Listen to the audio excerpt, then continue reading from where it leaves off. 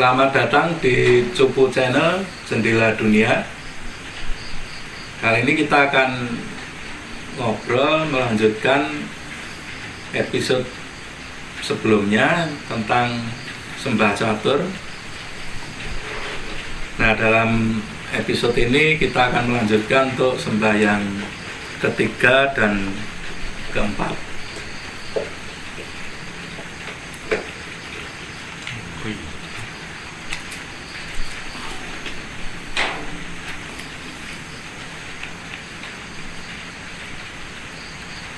Samengko kang tinutur sembah katri kang sayekti katur mring yang sukma sukmanen saari-ari aran dipun kacakup sembahing jiwa sutengong sayekti luwih perlu ing aranan pepuntoning laku kalakuan tumrap kang bangsaning batin sucine lawan sucine lan nawas emut mring alaming lama maut ruktine ngangkah ngukut ngiket ngruket triloka kakukut jagat agung kinulung lan jagat alih den kandel tumandel kulup mring kelaping alam kono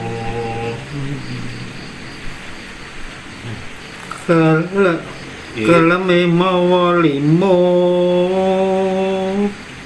kalamatan jroning alam kanyut sanyatane iku kanyatan kaki sajatine yen tan imut sayekti tan bisa awor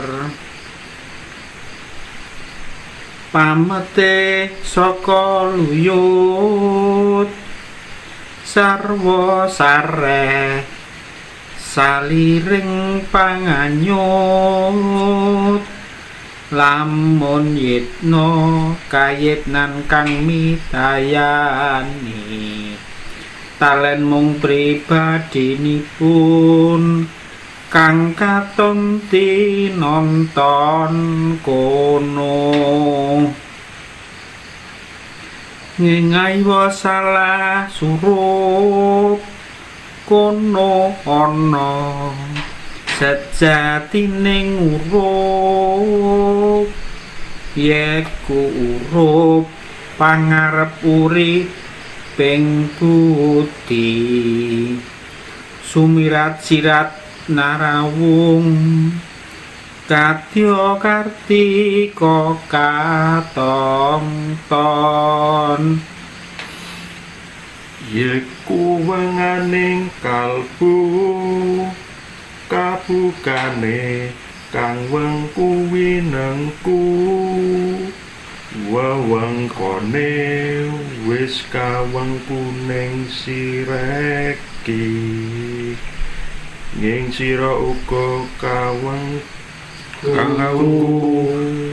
mring kang pindha kartika yor samengku ingsun tutur gantya sembah ingkang kaping catur sembah rasa karasa sing dumati dadine wis tanpa tuduh mung kalawan kasih patos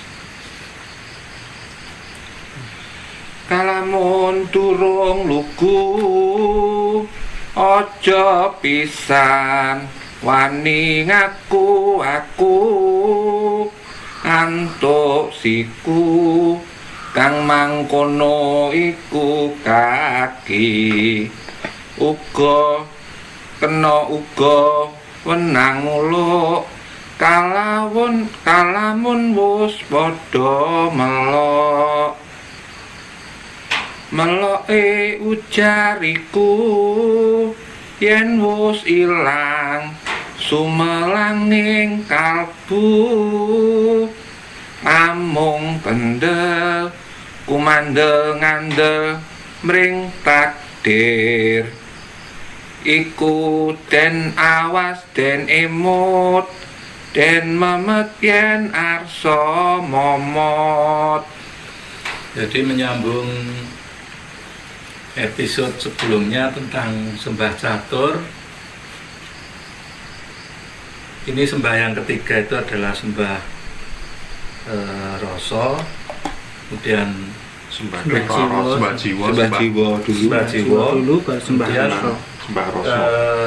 yang keempat sembah rasa. Jadi kalau saya sih memahami dari episode sebelumnya itu sepertinya ini adalah sebuah tataran peningkatan dalam manembah atau dalam tingkatan spiritualnya dari perjalanan dari awal sampai akhirnya ke sembah yang keempat ini sudah mulai sudah tidak lagi ada cara karena batine wis tanpa tuduh, jadi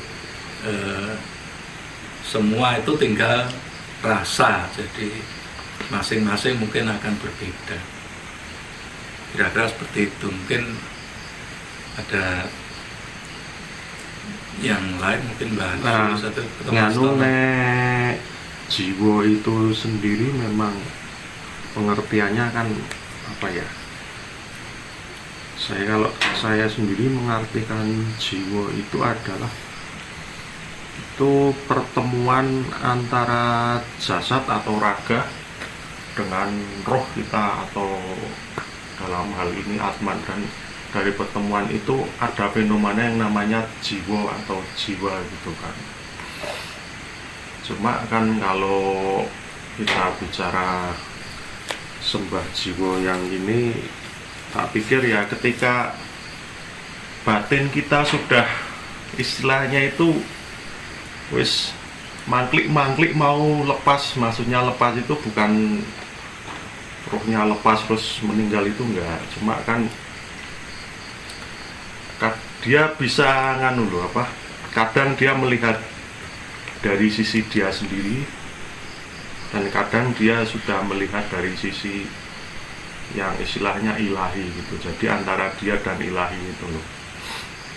Nah itulah yang dinamakan jiwa. Jadi itu memang kalau bisa disebut tataran, ini memang tataran sebelumnya dari sembah kalbu gitu kan, karena ketika masih di kalbu itu kita masih istilahnya masih pada di dalam diri. Jadi kalau saya tono itu ya saya egonya masih melekat di tono gitu. Tapi kalau sudah jiwa itu dia setengahnya itu sudah diambil istilahnya oleh ilahi itu kesadarannya gitu loh. Nah ini kalau tafsiran saya seperti itu kalau di menerjemahkan sembah jiwa gitu loh. Jadi dia belum benar-benar istilahnya bisa dalam tanda kutip lepas gitu loh. Pripun Mbah Sulis? Ya, ini dari tahapan sebelumnya seperti kita membayangkan mengupas bawang merah atau membuka buku dari awal, selanjutnya halaman per halaman. Demikian juga masalah sembah ini juga. Ini kita ke tahap selanjutnya yang lebih halus dari kalbu atau hati kan. Jadi tahap yang lebih halus, atau ya kalau diibaratkan apa ya, kalau saya biasanya ngomongnya lebih halus begitu, tahapannya lebih menghaluskan. Karena di sini ditulis juga kelakuan kang tumrap bangsane batin. Jadi batin itu kelakuan yang banyak, masih dianggap banyak ya. Batin itu masih perlu dilakuni batin ini. Itu harus dikukut atau dijadikan satu. Kemudian agung ginulung jagat cilik, jadi jagat besar itu ginulung jagat cilik. Jadi semua itu dikembalikan ke dalam diri. Jadi memasuk ke diri pribadi. Seperti den kandel kumandel kulup itu apa? Itu ya itu loh, kalau ada kemaluan laki-laki itu yang nutup itu namanya kulup. Jadi seperti menutup gitu. Ini bisa juga kulup itu diibaratkan anak gitu. Iya, makanya anak itu kenapa disebut kulup, karena itunya masih menutup. Iya. Nah, mringkelaping alam kono. Jadi alam kecil itu, hati jagat cilik itu seperti kebiarnya itu loh. Jadi mengelimputi itu jadi. Terus semua bisa itu proses ya. Pertama itu mau limut lupa, kelaman joning alam kanyut lupa dalam batin. Tapi di dalam batin itu harus emut atau eling. Karena kalau tidak eling ya nggak jadi, nggak bisa tidak sampai pada tahap itu. Jadi tahapan meditasi itu sampai untuk tahap sana harus selalu eling supaya bisa masuk ke itu tadi.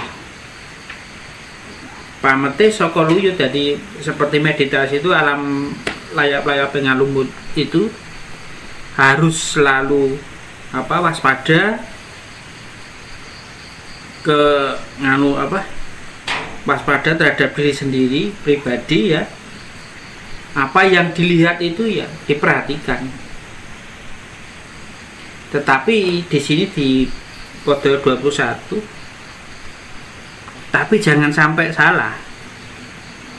Kono ono zati ning urup. Nah, di situ ada yang sejati, yang jadi penyiaran terhadap budi pekerti itu ajarannya di situ. Kalau dibayangkan alam situ ini seperti Kadya Kartika Bior gitu. Jadi seperti yang padang atau terang yang seperti malam, atau Kartika itu 1000 bintang yang menerangi gitu. Atau terang yang tidak menyilaukan mata, jadinya bisa dipahami begitu. Monggo Mas Agung. Mas Rino. Jadi sebenarnya ini pembahasan yang cukup berat sih. Maksudnya cukup berat itu memang pembahasan yang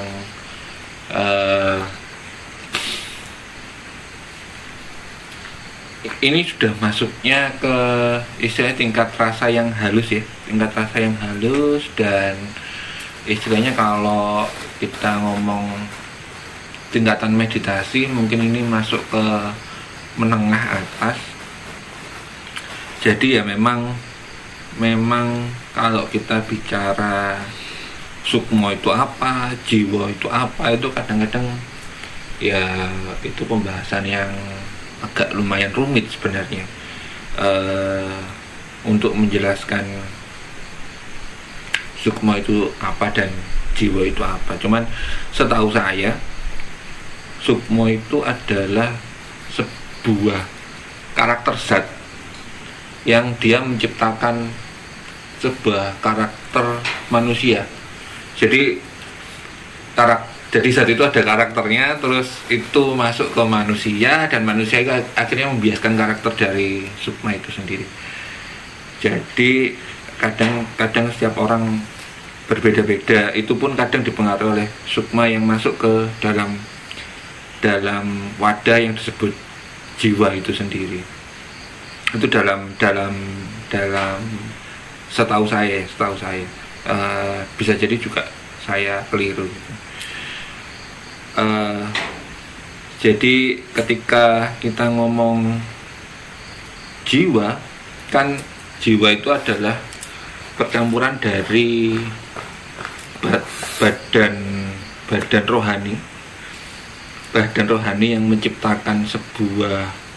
Jadi badan rohani itu kan membawa sifat-sifat unsur DNA dan sifat-sifat turunan, dan sukma sendiri itu juga membawa sifat sendiri. Jadi ketika itu bercampur ke situ, kadang itu terjadi ego yang mana yang lebih kuat. Biasanya sih umumnya si jiwa itu sendiri merasa dia lebih kuat daripada sukmone gitu. Itu setahu saya sih, maksudnya pemahaman saya. Kemudian untuk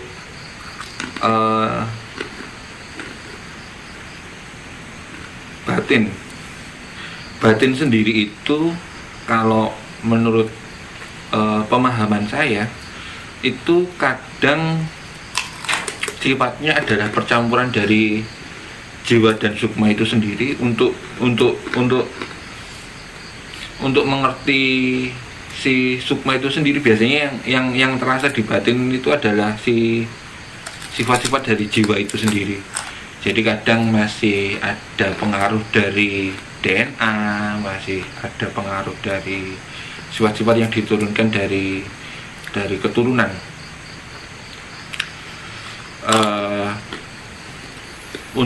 Untuk mengenali sukma, maka harus menurunkan dari temper dari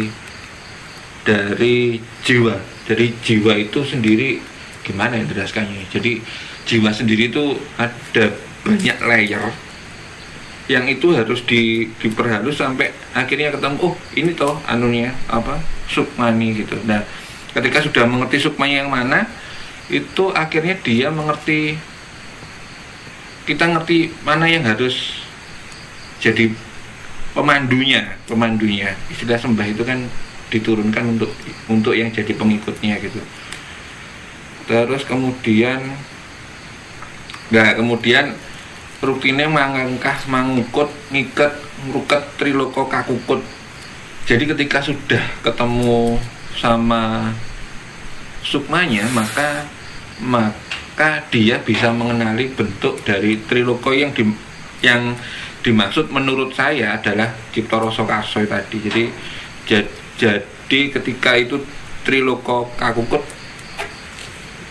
yang dalam penalaran saya yang dikukut itu 3 hal itu. Jagat agung ginulung jagat kecil. Jadi yang dimaksud jadi jagat agung itu sebenarnya adalah segala hawa nafsu kita yang seolah-olah bisa menguasai dunia. Itu kinukut oleh hal yang sukmo tadi. Jadi kan persepsi saya itu gini loh, sesuatu hal yang sebesar dunia atau lebih besar dari dunia itu adalah segala ego manusia yang kepingin macam-macam, kalau aneh bisa macam-macam, aku iso ini itu kekukut semua karena mengerti kesejatian. Kemudian nah, tapi permasalahannya itu dijelaskan di sini. Kang kandel kumandel kulup ring kelaping alam kono. Ketika ketemu itu sendiri, itu enggak langsung ngerti semua, enggak juga. Di situ juga masih banyak halangan-halangan dan hambatan-hambatan yang kadang kita jadi sisip di situ. Keleme alam mawa limut kalamatan jroning alam kanyut sanyatane iku kanyatan kaki sejatine yen tan emut sayektine tan bisa awor. Jadi ketika masuk ke alam pengenalan itu banyak dimensi yang sebenarnya bisa mengganggu tujuan kita kemana. Dan ketika apakah itu nyata? Itu nyata. Cuman kadang itu dimensi-dimensi itu mengganggu tujuan kita kemana. Nah, kalau tujuan kita terganggu, itu kita tidak bisa lebih dalam ke yang suksmonya itu sendiri. Dan mam pribadimu yang kanton nonton kono. Nah, itu menjelaskan yang tadi. Nanging Arya salah surup uruping pambudi. Nah, yang disebut uruping pambudi itu menurut saya pribadi adalah nurani. Jadi Arya salah surup kono ana sejatining urup, yaiku urupe pangarep uriping pambudi. Jadi pambudi yang di sini adalah nurani. Jadi ketika menerangkan sebenarnya nurani itu apa, yaitu uruping pambudi sendiri. Sumirat sirat narawong kadya kartika biar.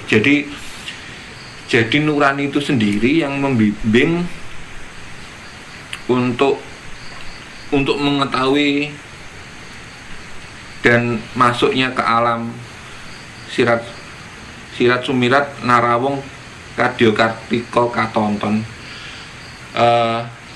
Menambah keterangannya Mbah Sulis bahwa yang disebut terang tidak menyilaukan, artinya gini loh, kan ada terang yang menyilaukan, ada terang yang membentuk bayangan. Kalau terang membentuk bayangan berarti kan ada satu sumber cahaya. Jadi yang dimaksudkan itu adalah nggak tahu sumber cahayanya kayaknya banyak, jadi tidak tercipta bentuk bayangan itu sendiri. Jadi apa ya, titik-titik lampunya banyak. Kemudian sumengko, nah untuk yang sembah rasa itu, nah itu sudah masuk ke tahapan setelah melewati sana. Sebab ketika setelah masuk ke alam situ itu juga nanti ada layer-layer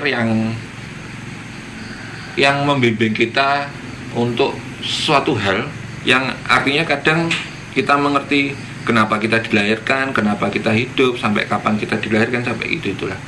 Jadi kan makanya kadang orang-orang Jawa dulu kan ngerti itu dia kapan meninggalnya. Ya karena dia bisa mengakses itu sih, mengakses apa ya isinya pengetahuan tentang hal itu. Kemudian ada rambu-rambu di sini yang dijelaskan dalam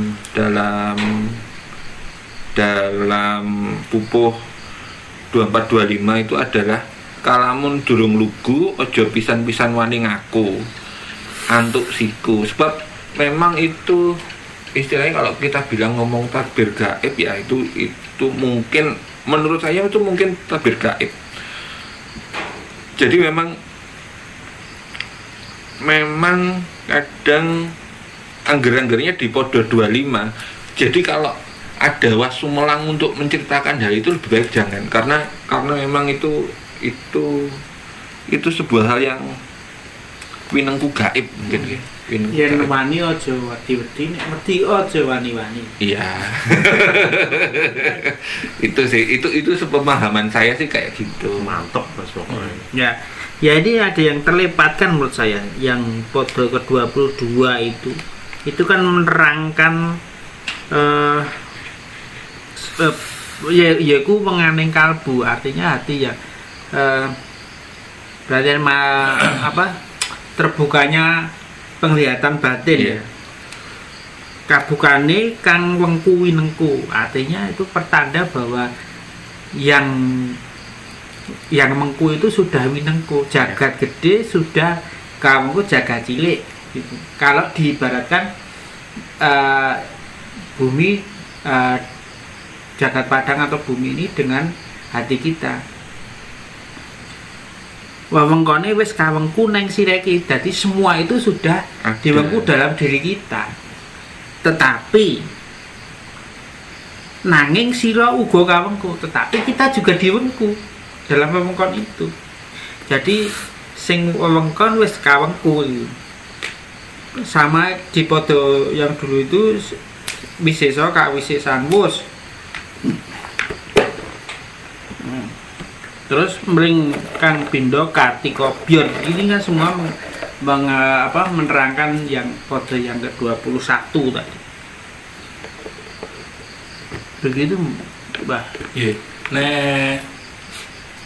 Menurut saya sebetulnya ini di Wedotomo yang Gambuh ini itu adalah sebuah piwulang bagaimana atau cara semedi itu secara jangkep. Jadi walaupun disebut ada sembah rogo, sembah macam-macam tadi, sebetulnya itu adalah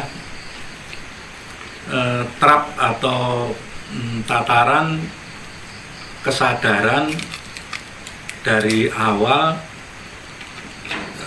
bukan hanya dari awal, dari persiapan, terus bagaimana kita mempersiapkan diri di sembah rogo tadi sampai sembah kalbu, bahwa kita harus mensucikan, bukan membersihkan hati, membersihkan perilaku. Kemudian sampai di sembah kalbu itu sampai tataran ketika kita mau masuk ke alam hening, alam meditasi itu terbuka. Nah, di sembah yang ketiga ini, sembah jiwa itu, jadi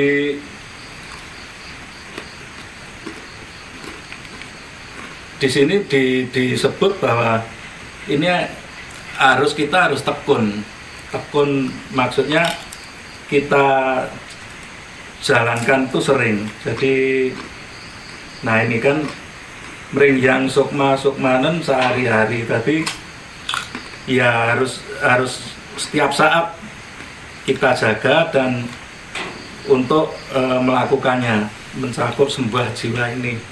Nah, jadi di sini disebut sayekti luwih perlu ingaran pepuntoning laku itu, ini yang laku yang tahapan akhirnya untuk bangsani batin. Nah, kemudian susinya itu tetap emut mering alaming lama maut. Jadi dalam meditasi itu kita jangan terlena untuk tertidur. Jadi semedi itu bukan trans, bukan self hypnosis, bukan, tapi dalam perjalanan semedi itu kita harus tetap sadar, sadar, tetap dalam kesadaran. Kemudian, nah ini proktine ngangkah ngukut, ngiket, nguruket, triloko, kakukut, jagat agung, ginulung, lan jagat alit. Jadi kalau saya mungkin pernah cerita tentang situasi di alam dalam perjalanan itu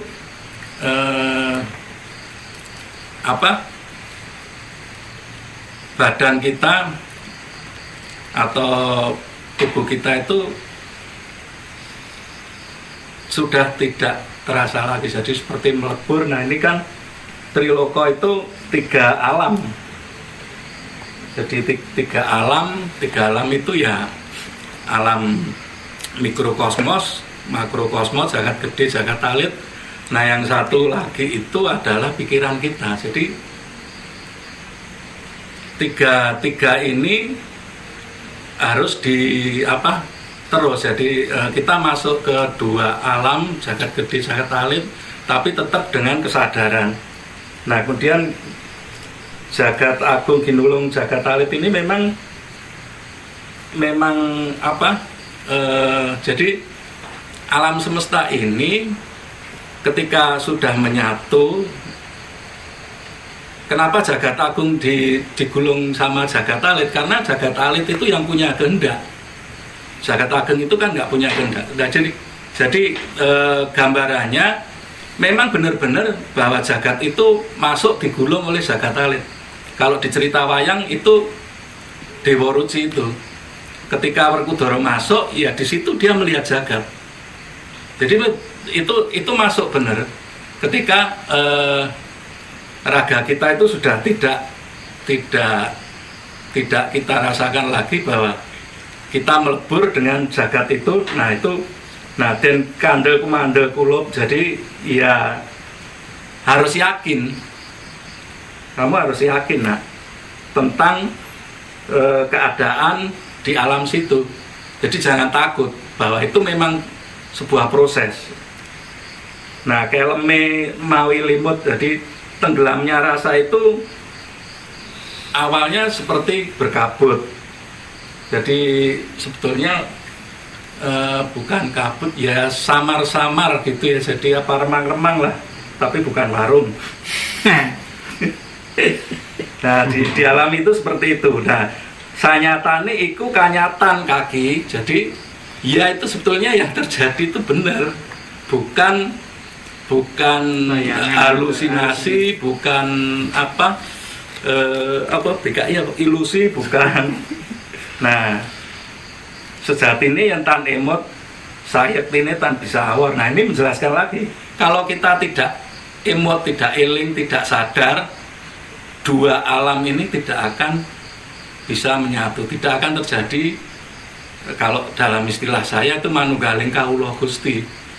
Manunggaling kawula Gusti itu kan penyelarasan antara jagat ageng dengan jagat alit, penyelarasan diri kita dengan alam semesta. Itu tidak akan awor ya. Kalau nggak sadar ya gimana bisa awor. Pamete saka luyut itu sarananya dari luyut itu ya batas antara kesadaran itu. Kemudian harus tetap sadar dan tetap yatno itu tetap mengikuti, tetap, kalau istilahnya Mas Tono dulu itu apa, mengamati ya, tetap itu diikuti terus, karena itu tidak lain sebetulnya yang talen mung pribadi ini pun kang katon tinonton kono, sebetulnya itu memang pribadi kita yang terlihat, yang terasa di situ itu. Tapi jangan salah, di situ juga ada cahaya. Nah, jadi ketika setelah proses penyelarasan dua alam tadi, proses manunggaling kawula Gusti itu baru akan dari samar-samar akan terasa ada cahaya, seperti cahaya Kartiko. Jadi tapi masih belum jelas dari awalnya, itu sudah mulai terang. Kemudian setelah terbuka wenganging kalbu itu, nah ini kabukane kang wengku wineku. Jadi proses dalam proses manunggaling kawula Gusti itu tadi kan kuasa menguasai wisesa winisesa wus, atau di sini disebut apa kang wengku winengku. Jadi saling menguasai. Jadi sebetulnya kita dikuasai dan kita mau menguasai. Nah, ini sampai akhirnya nanti akan terlihat seperti cahaya. Jadi ketika proses kuasa menguasai itu bisa kita jalani, akhirnya dengan kesadaran bahwa kita menyatukan diri kita dengan alam semesta, akan terasa alam itu seperti kita ada di dalam sebuah tempat yang cahayanya itu ya seperti cahaya bintang, jadi kayak cahaya rembulan gitu. Nah, setelah itu masuk ke tahap keempat atau sembah catur ini. Nah setelah itu ya kita akan dituntun dengan dari hati kita, dituntun hati kita, proses selanjutnya itu. Nah situasi ini kita nggak boleh ngaku-ngaku oh saya sudah sampai sana, saya sudah ngalami ini kalau belum pernah ngalami, karena itu akan ada kena sikunya. Siku itu seperti hukuman atau ya, kualat. Oh, kualat. Siku. Jadi ya ini kan yang terakhir meloi jariku yang wis ilang sumelangin. Jadi ketika sudah sampai di situ itu sudah hilang sumelangin kalbu, semua kekhawatiran, semua rasa dunia kita itu sudah hilang, itu berganti dengan rasane tentrem. Nah itu yang harus diingat dan tetap diperhitungkan. Ini kira-kira gitu. Jadi ini pelajaran untuk semedi itu jangkep dari awal sampai menjelaskan sampai ke proses sampai ke pepuntaning iya tataran ketika kita sudah mendapatkan rasa tentrem ayem itu. Ya. Nah ini ada yang menarik sih menurut saya, yang di episode lalu pas kita membahas tentang sembah kalbu itu di foto ke-14 di sini disebut yang manon kan, yang dituju.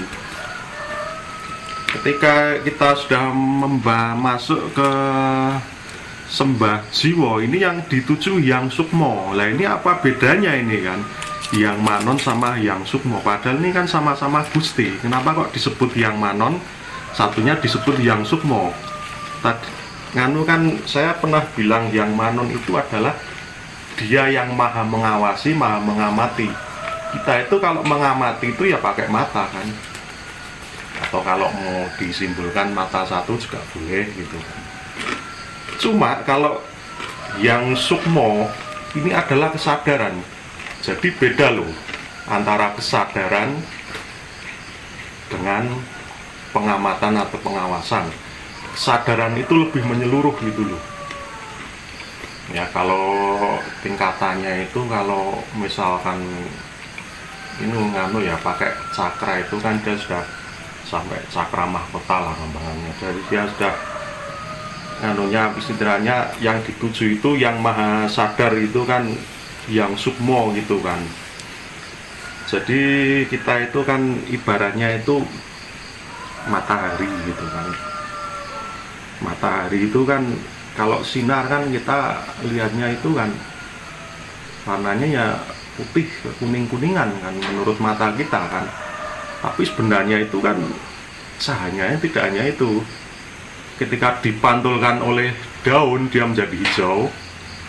Ketika terus dipantulkan kenongo kan dia jadi kuning gitu kan. Terus nanti dipantulkan mawar jadi merah. Itu berarti kan cahaya matahari itu kan tidak hanya putih gitu kan. Cuma dia dibagi-bagi menjadi magic vinyu dan warna-warna lain yang mata kita tidak melihat gitu kan. Kalau diibaratkan juga ketika janin gitu kan, dia pada usia berapa bulan gitu kan, ibaratnya kan ketika dia sudah respon dengan cahaya roh itu, sukmo sejati itu, Gusti gitu kan, dia akan bergerak gitu, artinya dia sudah mulai hidup gitu kan. Nah jadi pengertian sukmo di sini adalah cahaya itu juga bisa gitu kan, atau bisa diartikan sebagai kesadaran kita sejati. Intinya itu inti dari ruh gitulah, itu yang namanya sukmo, itu kesadaran saya bener-bener jumeneng lah, itu sukmo. Nah kalau yang manon di sini kan dia cuma mengamati. Nah tentu ini kan beda. Nah ketika kita masuk ke sembahyang kaping catur yang pada podo ke 23 sampai 25 ini malah nggak disebut yang siapa gitu kan. Ini pada tataran ini kita sudah paham siapa apa yang disembah, siapa yang menyembah. Itu ternyata nggak ada bedanya. Dalam hal ini kita sudah manunggal gitu kan. Nah ini jadi di sini juga nggak banyak diceritakan, cuma 3 podo itu kan, karena memang nggak banyak diceritakan di tataran sembah rasa ini gitu loh. Murid gurunya pribadi. Ya bisa. Kalau itu. menurut saya ini ya, kalau masalah yang manon tadi, memang konteksnya di situ adalah Tuhan, karena itu adile yang manon. Nah, kemudian sebelum kita memahami yang lain bahwa sebetulnya sembah catur ini kan bukan nyembah. Ini proses yang disebut sembah rogo itu tahapan. Jadi bukan sembah nyembah ini. Karena di sini disebut bahwa yang ketiga ini kan sembah katri kang sayekti katur mring yang sukmo. Jadi kita kan ini kan tidak berarti menyembah katur yang sukmo, karena sukmanen sehari-hari, jadi diusahakan dijalankan setiap saat. Jadi maksudnya sembah ini adalah tahapan. Jadi ya betul, tadi adalah bahwa ini ditujukan untuk apa? Ini tataran ketika kita sudah mencapai rasa atau mencapai merasakan sukmonya tadi, dari ya bisa itu dibilang sebagai rasa batin atau apa, tapi intinya adalah yang kalau menurut saya itu sembah catur itu bukan itu proses untuk sembah, tapi tataran dari sembah 1 sampai sembah 4 itu yang disebut sembahnya itu adalah konteksnya itu adalah proses. Sehingga kalau kita menerjemahkan di sini sembah katri kang sayekti katur mring yang sukmo, itu kan nggak bisa kan kita masa nyembah sukmo sendiri kan. Jadi ya ini cuma tataran aja. Saya kira itu. Nah, kemudian yang keempat, kenapa tidak disebut lagi sembah itu ya karena ini tatarannya sudah jelas. Jadi tidak sudah bukan di tataran kesadaran lagi, karena karena kan sudah tanpa tuduh tadi, tanpa sesuci ini, jadi ya sudah masuk ke diri pribadi sendiri, sudah manunggaling kaula Gusti antara diri pribadi dengan alam atau mikrokosmos dan makrokosmos. Jadi seperti itu. Kalau menurut saya seperti itu. Jadi kan yang kan tadi kan ini kok disebut yang manon, yang satunya disebut yang sukmo gitu kan. Jadi memang saya cuma istilahnya mendefinisikannya ya sebatas itu, yang manon itu apa, yang sukmo itu apa. Nah itu kenapa kok nggak disebut yang manon semua atau yang sukmo semua gitu kan. Jadi kan memang ada maksudnya gitu loh. Nah itu maksudnya yang tadi saya jelaskan gitu, soal menyembahnya gimana itu kan sebenarnya memang jenengan katakan tadi ya memang benar istilahnya, yaitu memang tataran gitu kan. Nah seperti itu, cuma ini kan ada istilah penyebutan Gusti gitu loh. Ribon ya Mbak, sulis nama Mas monggo jenengan sing ngendika jenengan. Jadi kadang itu ya memang ada baiknya kita mengerti tentang teknik mocopat sendiri ya. Jadi kadang teknik mocopat itu menggunakan teknik suku wulu. Jadi kadang ketika menggunakan teknik suku wulu itu ketika belakangnya harus O, maka kadang ada penggunaan dosonomo yang dimasukkan ke situ agar dibacanya tetap harus O atau harus I, harus U, harus E. Itu ada yang seperti itu juga. Jadi kadang-kadang memang kadang seperti yang disebutkan kan Tono tadi, memang harus istilahnya dicermati juga, tapi kita jangan lupa juga tentang penggunaan suku wulu dalam metrum mocopat ya.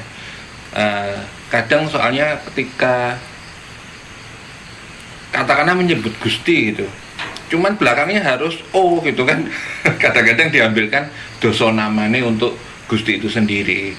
Maksudnya kita sendiri ketika membahas sebuah metrum mocopat, kita juga itu jadi pertimbangan kenapa kok itu namanya itu yang pertama.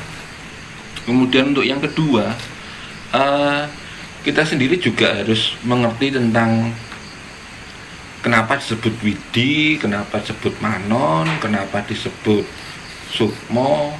Itu sendiri adalah pengetahuan tentang kosakata nama itu sendiri. Sebab kosakata nama itu sendiri jadi berubah ketika disebut yang. Disebut yang itu artinya maha kalau dalam bahasa Indonesia sekarang. Jadi peletakan hal-hal itu sendiri juga harus jadi, istilahnya kalau kita membedah secara kata ya, per kata ya. Cuman yang saya salut dengan pembuat serat Bedotomo ini adalah dia mengerti betul tentang proses untuk hal itu, dan beliaunya juga memahami benar tentang proses raga itu sendiri, proses kalbu itu sendiri, proses sukma itu sendiri atau jiwa itu sendiri, dan proses rasa itu sendiri. Jadi kadang ketika kita sebagai orang modern, kadang kan kita bingung tuh, rasa itu letaknya di mana? Wong kulit itu juga ada rasanya. Terus kemudian pusing itu juga ada rasanya sendiri. Itu letaknya di mana? Kadang-kadang kan kita juga kadang sebagai orang modern yang belajar dengan kurikulum yang ada dan pengetahuan yang ada, kadang-kadang kita sempat rancu dengan itu. Makanya ketika mengartikan sebuah tembang, yang pertama, kalau saya pribadi biasanya dalam kurun waktu tembang itu dibuat, itu biasanya apa saja tuh yang terjadi dalam kurun waktu itu, kemudian bahasa-bahasa apa saja tuh yang terjadi tren di kurun waktu itu, dan kemudian itu ditujukan untuk siapa. Kadang-kadang hal-hal itu kan setiap per era kan beda-beda tuh. Dan setiap, apalagi kalau kita menilik Jawa zaman dulu itu kan kadang ada pembagian kelas yang memang diciptakan untuk Belanda dan segala macam lah. Maksudnya memang ada pembagian kelas yang disubsubkan. Nah, untuk mengartikan sebuah tembang sendiri sebenarnya harus melihat background dari bahasa dan istilahnya era, tren yang terjadi ketika zaman itu sih tambahan dari saya supaya untuk mengartikan sebuah kosakata itu tidak ditelan bahwa sebuah kata itu diartikan secara zaman sekarang, zaman now, karena kita harus melihat era itu dibuatnya kapan gitu. Itu sih tambahan dari saya. Nek Basilis monggo. Ya, tidak banyak, semua sudah diungkapkan dari masing-masing pendapatnya, dan semua itu teramatlah baik. Maksudnya semuanya itu mengandung manfaat yang baik walaupun dari bahasa yang berbeda dan mengartikan berbeda. Itulah kelebihan dari Pujangga zaman dulu atau yang menciptakan tembang ini. Tapi yang akan saya garis bawahi adalah yang ke bait ke-24 dan 25 itu yang di situ mewanti-wanti gitu. Sesekali kalau janganlah mengaku aku bisa kalau memang belum pada saatnya itu kita paham betul. Jadi memang sudah di alam seperti itu, kita hanya di sini juga menggambarkan pada sampai biare itu padangnya itu seperti bulan atau biore Kartiko, padang bulan itu ya. Tetapi memang tidak ada. Kenapa di sini ditulis Kartiko? Karena arahnya itu kita nggak tahu dan memang sudah berganti wujud. Dan memang di sini tidak dibicarakan karena itu kita hanya membicarakan sampai di situ. Pas proses di situ itu kita yang tahu kita sendiri, dan untuk kalangan pribadi sendiri itu bisa dibicarakan. Selanjutnya bagi yang sudah ngerti pada tataran itu sudah sampai pada saat itu, maka kami juga tidak bisa menerangkan kita di alam situ apa sih yang terjadi itu, karena di sini sudah diwanti-wanti untuk tidak membicarakannya, karena kita juga nggak tahu netizen atau pemirsa itu sampai tahap mana, nanti jangan-jangan malah salah kita gitu. Iya. Nah kalau off air sih monggo saja, kalau memang itu mau ditanyakan dan sudah sampai tahap itu sudah mengalami, ayo kita diskusikan. Tapi kalau sini memang nggak bisa kita ungkap sebenarnya. Iya. Menurut ini gitu. Maksudnya memang di sini diterangkan walere lah. Ya, sudah ada. Jadi kita di episode yang lalu kita nggak berani untuk menerangkan itu karena sudah di sini sudah ditulis, jangan kita dibuka secara gamblang itu. Begitu saja yang perlu diingat bahwa itu untuk kalangan sendiri. Itu Mas Agung. Jadi memang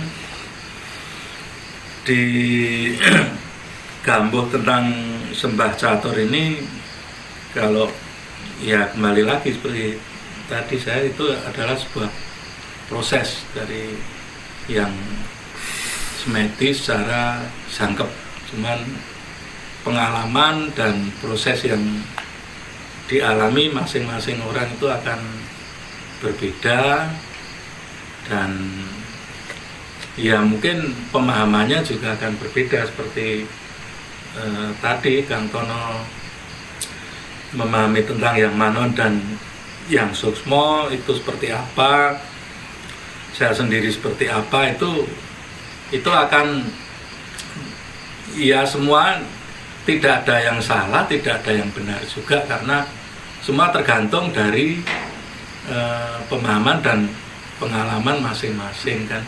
Nah, di sini uniknya channel ini kan justru seperti itu, karena kita tidak menyimpulkan, tidak membawa penonton itu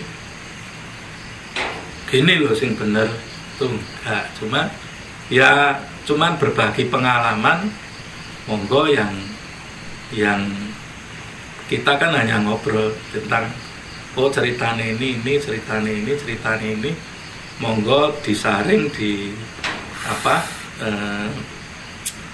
dipahami, yang mana bisa dipahami,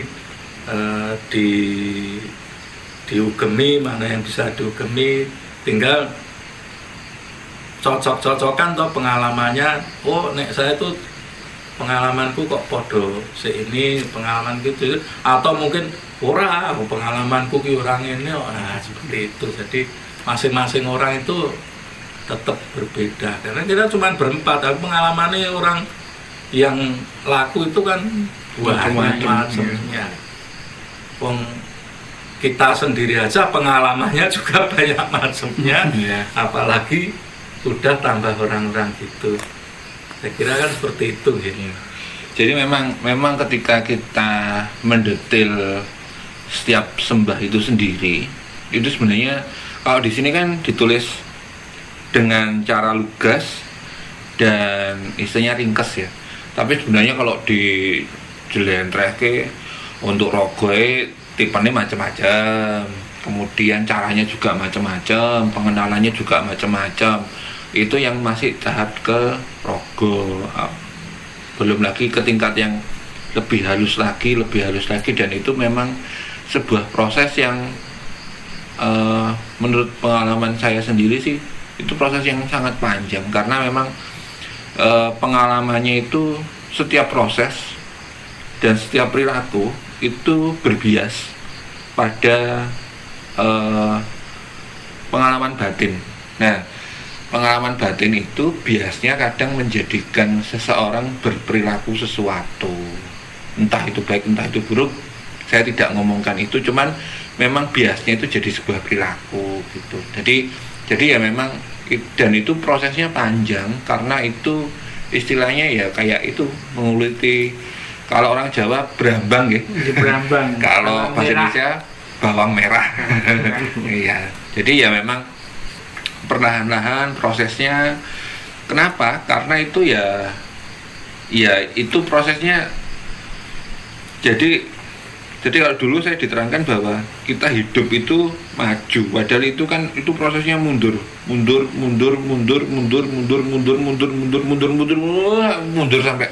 sampai sana. Dan itu kan prosesnya panjang. Dan padahal kita setiap hari itu nambah. Karena setiap hari itu nambah, akhirnya kan kadang itu ada yang mundur sehari, terus tambah sehari, balik lagi kan. Mundur 2 hari, tambah sehari kan. Jadi ya itu memang sebuah proses dan laku yang panjang. Oke, karena kita sudah sembah catur ya, adakah kita akan memberi bonus atau gimana? Mas Agung. Ya mungkin kita bisa karena kan tujuan channel Cupu ini kan kita bisa memberikan manfaat itu. Jadi kita akan mencoba setelah kita bicara tentang semedi, tentang manembah, tentang aplikasi, mungkin kita akan mencoba untuk memberikan energi ya untuk penyembuhan. Jadi nanti mungkin kalau yang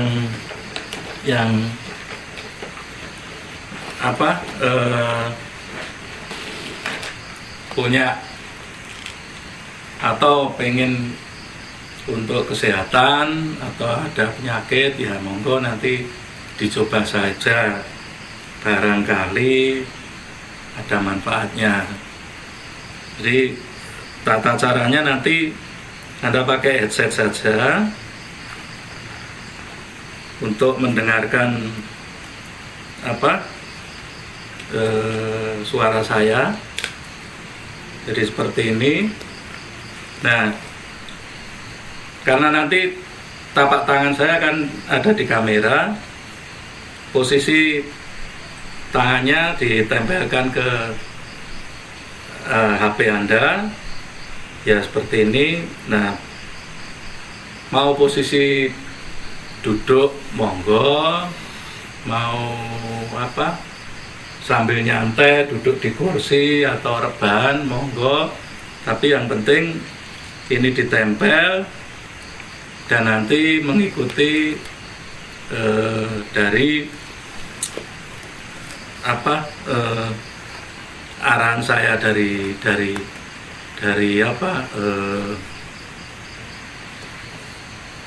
ya istilahnya dari aba-aba saya lah, Anda mengikuti seperti itu. Oke, sebelum itu saya geser untuk fokuskan tangannya biar kelihatan. Yeah.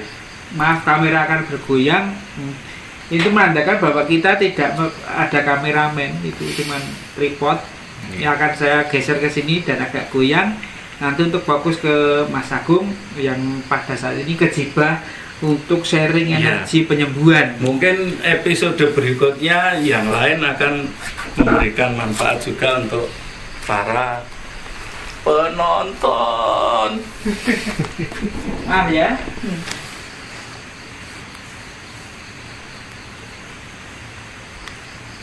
Agak dekat Mbak. Kakinya nggak kelihatan, nggak apa-apa. Cuman tangan aja. Oh iya.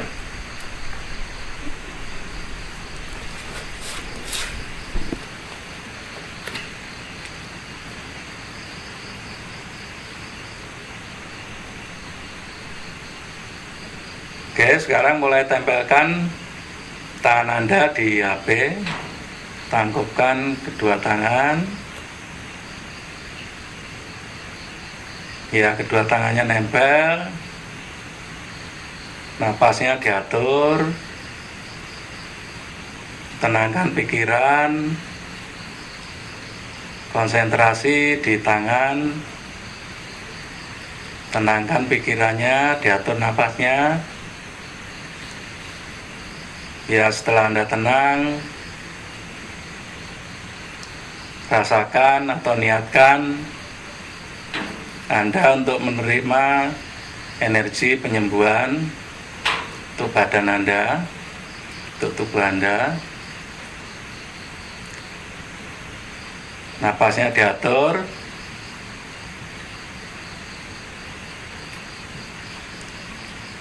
Rasakan di telapak tangan Anda energinya mulai datang, mulai mengalir. Rasakan mulai di telapak tangan Anda. Mungkin Anda merasakan rasa hangat atau rasa lain, bisa seperti kesemutan atau rasa apapun. Anda mulai rasakan.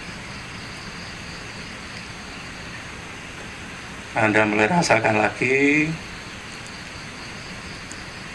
Kemudian rasakan energi itu mulai mengalir ke tangan Anda sampai ke siku Anda, sampai ke lengan Anda. Rasakan, alirkan sampai ke siku, ke lengan. Kemudian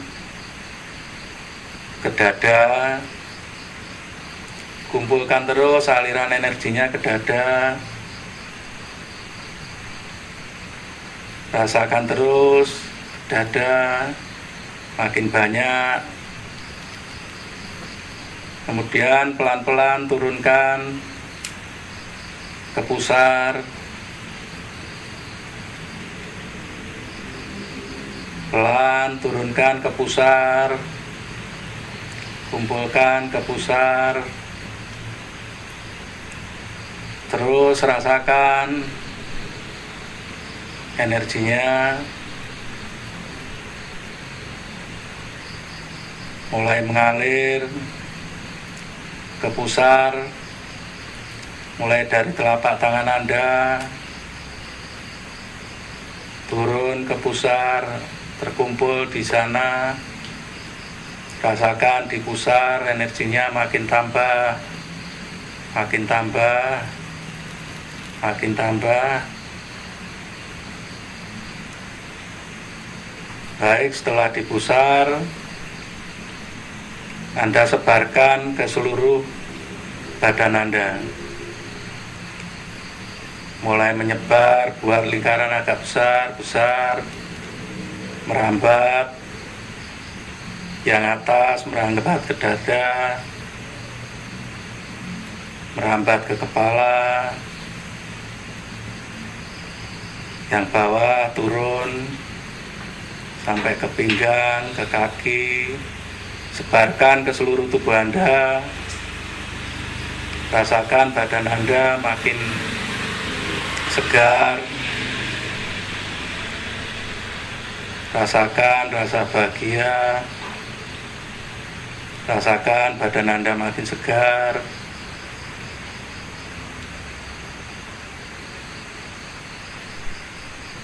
rasakan. Bagi Anda yang punya penyakit, yang ada rasa sakit, arahkan ke yang sakit, karena energi akan mengarah ke situ dan otomatis akan memberikan energi penyembuhan. Rasakan terus, rasakan terus, rasakan. Makin besar energinya, makin besar, badan Anda makin segar, makin tenang, makin bahagia. Rasakan terus, nikmati rasanya, makin dinikmati,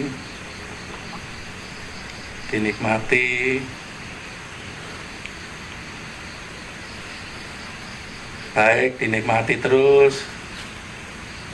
Yang terakhir, ingat-ingat rasanya, Anda simpan memorinya, rasanya seperti apa. Rasakan terus, rasakan terus, rasakan terus. Baik, renggangkan tangan Anda dari HP, pelan-pelan, buka mata pelan-pelan, dengan memori rasa Anda masih tertinggal. Baik, selesai. Anda bisa lakukan itu sebelum tidur. Bagi yang punya sakit, apapun sakitnya, bisa dicoba dengan energi itu. Nanti ketika Anda tidur, energi itu akan otomatis bekerja untuk penyembuhan. Semoga bermanfaat dan bisa merasakan. Dan nanti Anda bisa mengirim pertanyaan atau mungkin testimoni. Ya boleh saja, kalau saya nggak ngerasa apa-apa, itu bisa menjadi koreksi bagi saya mungkin, karena kan tingkat kesulitannya memang tinggi, dan kita juga atau saya sendiri juga tidak bicara pasti bisa, karena kan itu kontak antara saya dan Anda, mungkin dari sayanya atau dari Andanya yang tidak bisa merasakan itu, atau memang gelombangnya nggak ada. Nah, ya itu pembuahan. Jadi silakan nanti Anda bisa testimoni di komentar atau nanti di link Facebook, grup Facebook kita. Nah, Anda bisa bergabung, nanti bisa konsultasi dengan tim Cupu ini tentang mungkin kalau kali ini tentang penyembuhan, mungkin yang lain-lain mungkin kalau mau tanya tentang materi-materi dari episode-episode sebelumnya, Anda bisa bergabung juga di Facebook. Saya kira begitu. Kali ini episode obrolan kali ini kita akhiri. Sampai jumpa di episode berikutnya.